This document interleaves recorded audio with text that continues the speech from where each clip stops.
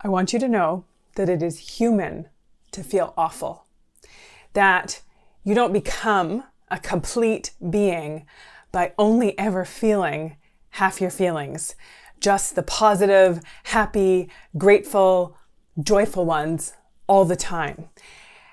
I think that it can be really damaging to our mental well-being if we think that we always have to be happy and positive, because that's denying so much of our human experience.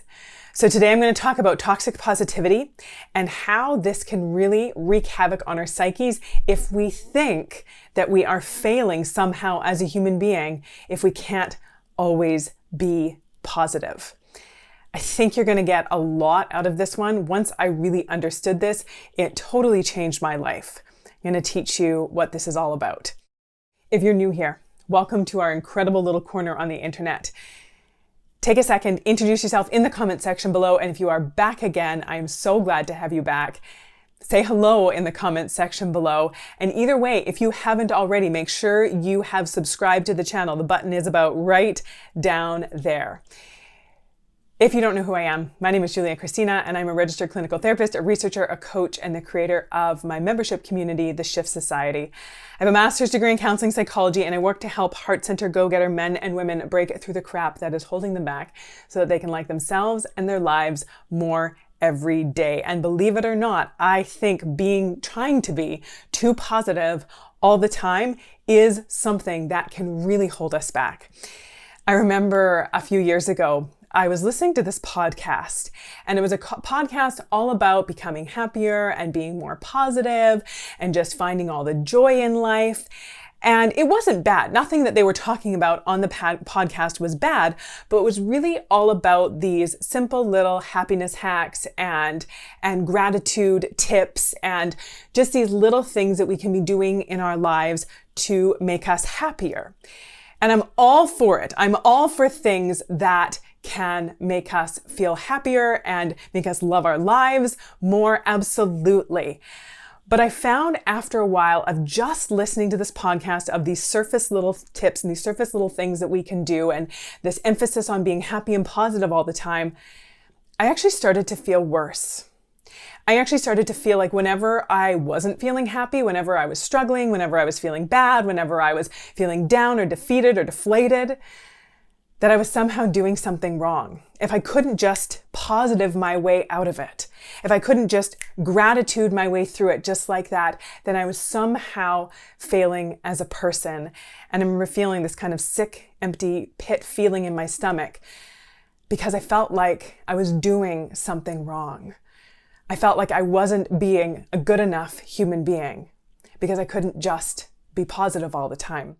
And that's when I realized that to become a complete human being, it cannot be about only feeling half our feelings.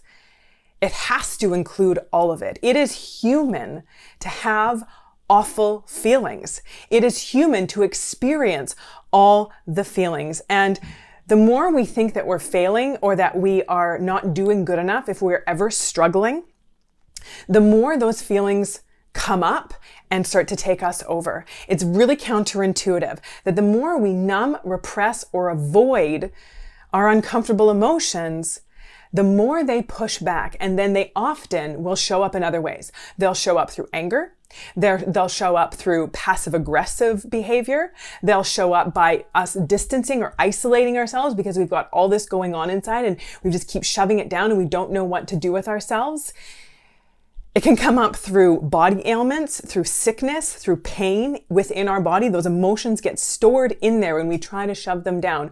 Or we can end up making things even worse for ourselves by the things we use to cope with those emotions.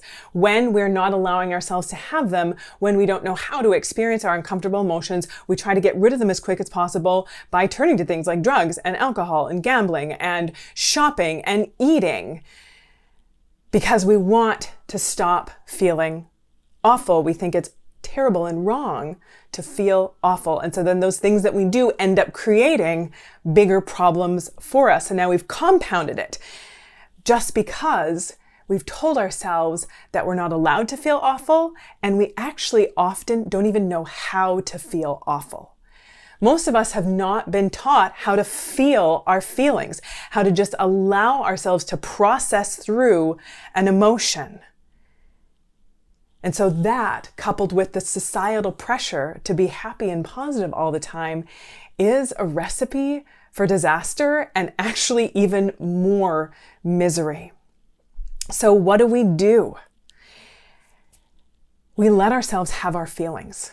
This isn't about getting stuck under our feelings and indulging our feelings and creating even more emotional, mental drama around our feelings. This is about just letting ourselves have our feelings, not turning them into something more so that we get stuck under them, but just allowing ourselves to observe and experience them for what they are. And I did a video about this, how to process an emotion, and how to really simply just let ourselves have a feeling, and realizing and seeing that just having an emotion is not going to harm us. It's not going to kill us, even though it can, in the eye of it, feel awful. And the other part of it is that sometimes we want to feel awful. If something awful has happened, we want to be able to feel awful.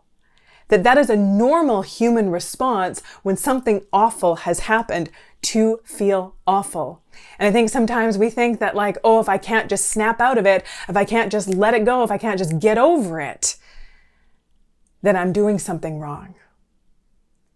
Instead of just recognizing that when things are not going well, when we are struggling, when life is hard, when life is throwing us some lemons, it's okay to feel awful. And again, it's really counterintuitive, because this isn't about indulging it, getting stuck in it, feeling sorry for ourselves for having to deal with it. This isn't about creating all kinds of stuff around it. This is about letting that feeling be there.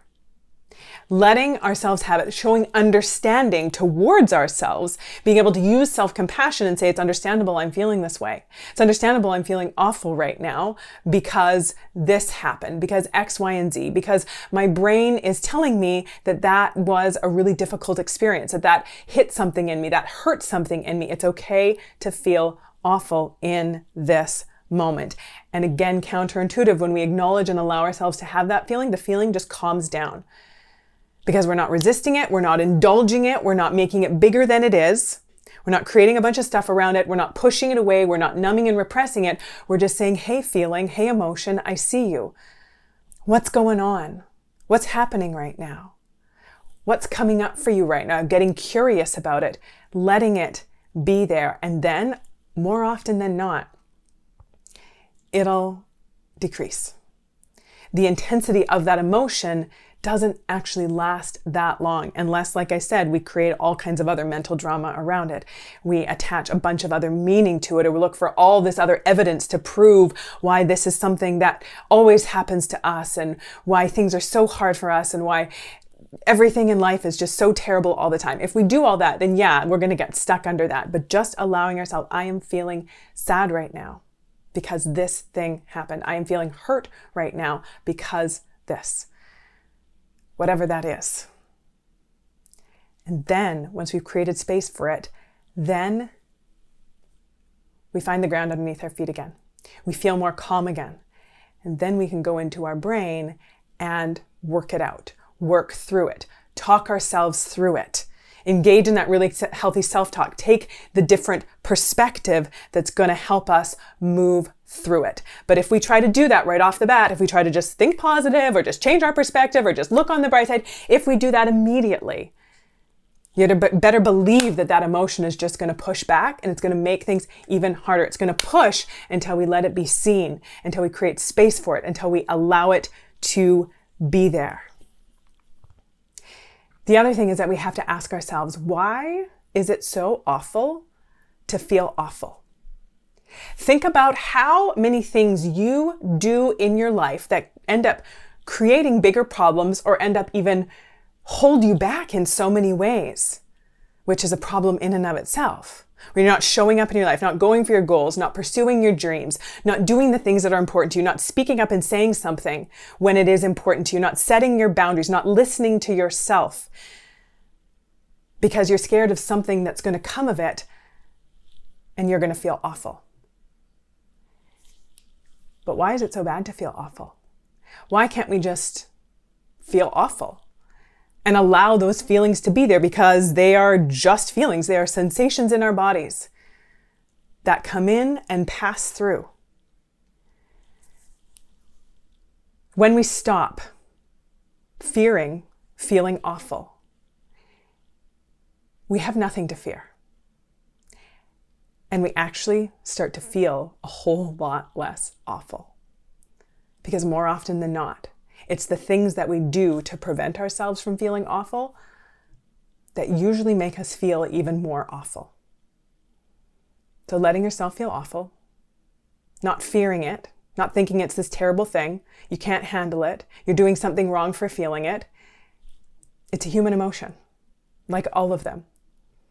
And you're allowed to have them. If learning how to not get so pulled into your emotions, not feeling like you're being dragged behind them, like they just come in and take over and there's nothing you can do, I have a free guided mindfulness exercise for you that's going to help in such a big way. It's going to help you be able to take a step back and disentangle yourself from your emotions so you're not getting dragged along behind them. Grab it. It's free. It's amazing. I'm going to put the link in the comment or in the description below. 10-minute guided mindfulness exercise. And this is the deeper work we're doing in the Shift Society.